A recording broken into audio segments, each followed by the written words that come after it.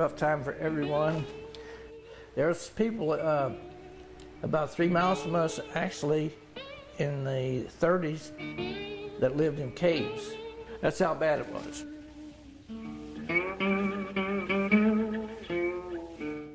However, my family had it good because we had a nice 10-room home.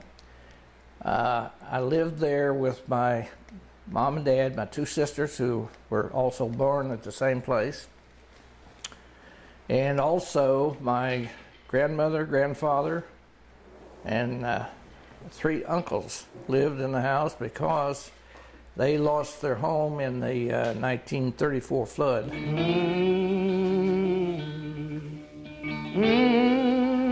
We had a huge garden, 3 acres. We had an apple orchard, had peaches, cherries, pears. They canned all the fruit, so we always had our own, all our food. We seldom bought anything except sugar, salt, and coffee. Everything was used. You didn't throw away anything. And I still have this ingrained in my head. When you have a piece of wire or a piece of twine, you didn't throw it in the garbage because it might come in handy for something else. And that's the way my dad was. That's, you just don't throw it away. The other thing is that we had no electricity before 1937. The REA Electric came in and put in electricity for most homes. I had chores every day of feeding the chickens, bringing in stove wood for the stoves, milking the cows, slopping the hogs, and it never ended. It was just going on. Daylight, you had a job at home, did the same thing over and over, 7 days a week.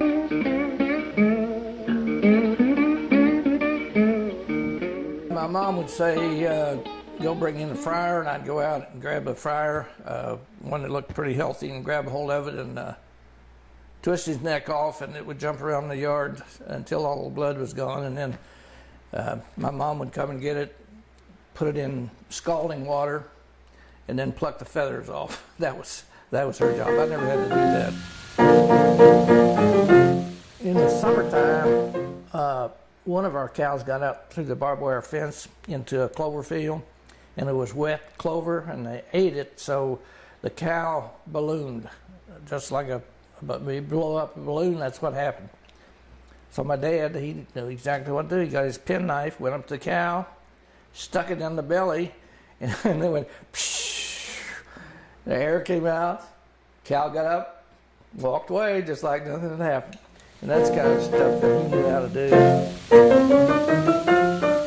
Back in those days, there was privies, outdoor johns on the side of the creek bank, all the way up the creek. Of course, we didn't know any better then, but guys would swim. They'd swim right down the street from us. So I'm sure we apparently got immune to parasites and stuff like that, My dad was a tough disciplinarian. If he looked at me with a frown, I knew that I did something wrong. And if I did it, I wouldn't do it again. And he thumped me on the head once or twice and grabbed me by the hair and lifted me up. But he wasn't mean. It was just to teach me that what I did was wrong. He was a county judge at one time, and then after that he worked for it was actually the government, I guess, WPA, when they built a schoolhouse.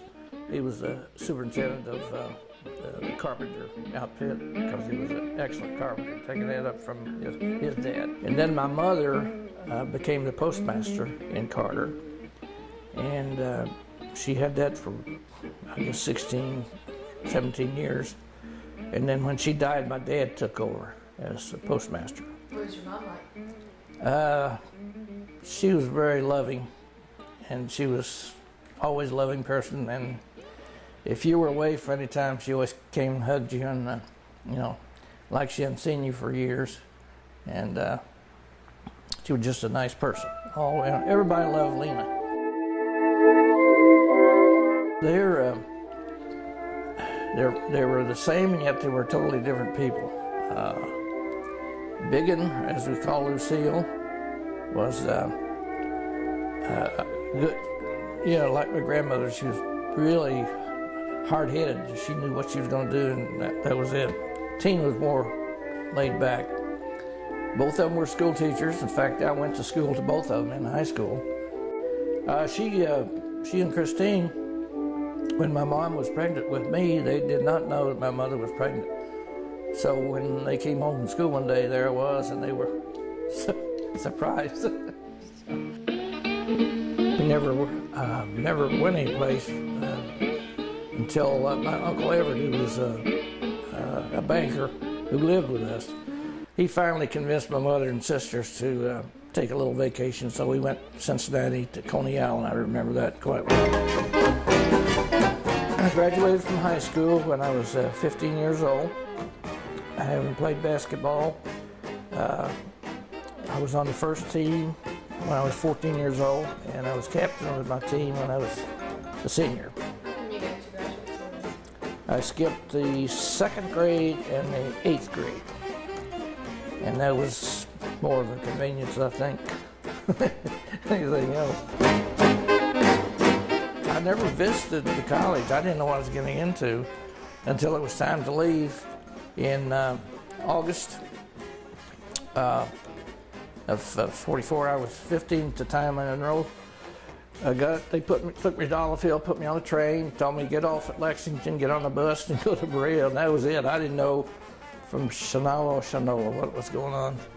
But I spent 4 years at Berea, graduated with a Bachelor of Arts in History and Political Science. After graduation, there was nothing to do around there, so I figured I better enlist in the Army or be drafted. So I went to Ashland, enlisted in the Air Force, wanted to be a pilot, had the exams. My eyes were not sufficient to be a pilot.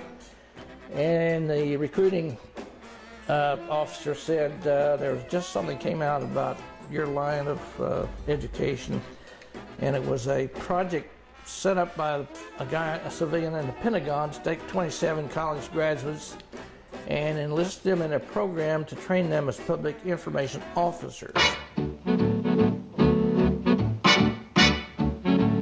Wound up in Bremerhaven, was assigned to AFN Frankfurt, and lived in a castle for about a month, I guess it was. A real castle with a moat around the water, and there was a moat. And then I was assigned to Berlin, AFN Berlin. Rhythm Record. And this is Clint Ramey inviting you to Frolic at 5. Hi there, guys and gals. How's about sticking around with us now for the next 50 minutes or so? Listen to a little sweet music and a little jive. All here for you on Frolic at 5.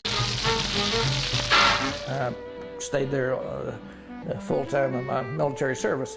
I enlisted for 3 years, but the Korean War broke out, and Truman put slapped another year on everybody at the time, so I actually spent 4 years in military service. A very pleasant good evening, ladies and gentlemen. This is Sergeant Clint Ramey extending an invitation to join us for the next 15 minutes. In the radio thing, I got to meet a lot of personalities from Hollywood, some movie stars, and radio people. So that part of it was interesting. Well, we just got the microphone here, and we'd sort of like to interview a very lovely girl. Your name is Elvira Collins, Elvira Collins, and where are you from? Antwerp, Belgium. We have a bit of the continental touch in the skating follies there, is that right? Yeah, my boss when I went to Berlin was George Kennedy, the movie actor who won the Academy Award for Cool Hand Luke. And like I said, I had Vic Damone on my radio show, and Arthur Godfrey, Art Linkletter, and Robert Montgomery. I had a nice write-up from the Louisville Courier-Journal that says jumping, blame it on a Kentucky bred disc jockey. And it's a nice spread. It was written up in a German movie magazine, and I was referred to as the velvet voice of AFN. And I had my picture in this movie magazine, which I have a copy of, and a big thrill for me.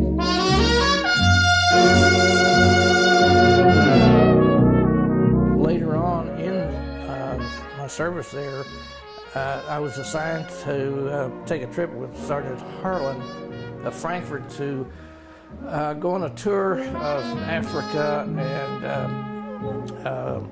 Europe and part of Asia to interview troops with different assignments so that we could tape the interview and send it back to the radio stations here in the United States so their families could listen to it. So we covered, I think, about 10,000 miles, flew into Africa, wound up in Port Leone, Casablanca, North Africa, which is in Morocco, Algeria. For the past 15 minutes, ladies and gentlemen, you've been listening to the music of Theo Radel and his orchestra, coming from the Navy's Enlisted Men's Club El Morocco in Port Leone, North Africa.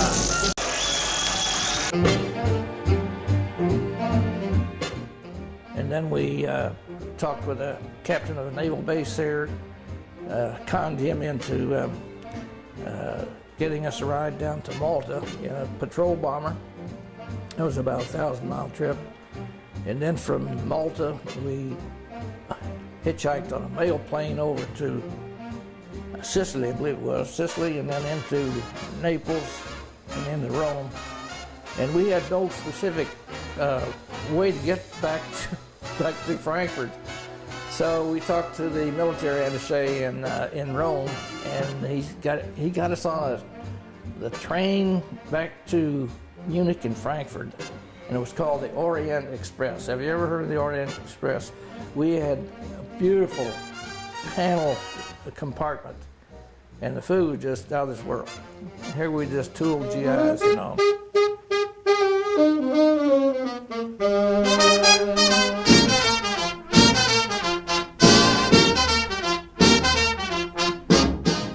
The disc jockeys had a show in the morning, one at noon, one at 5 o'clock, one at midnight. When I got on the midnight show, after the show was over, or during the show, I would get calls that we're having a party, can you come over? So that happened quite often. I had no fun at all. It was all business when I was there.